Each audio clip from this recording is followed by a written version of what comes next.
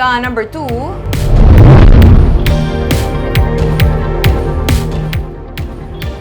kaso nga arson ang na-file nga batok sa janitor nga nag-ako sa tuyo nga pagsunog sa eskwelahan sa San Carlos City. Pero suspect ang nagtinghua sa pagtutas ng iya nga kabuhi sang Domingo. Via inquest sa Prosecutor's Office suno kay Joe Alingasa ang pamuno sa DRRMO ang pag-file sang kaso nga arson.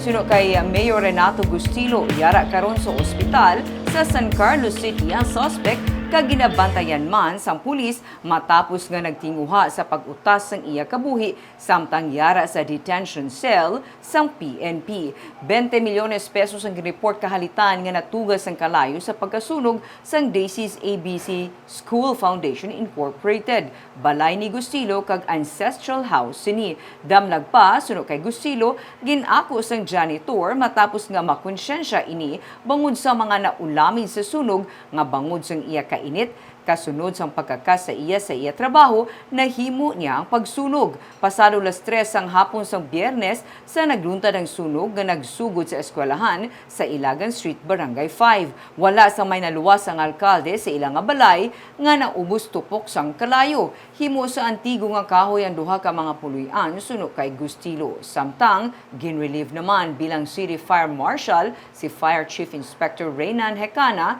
suno sa PNP.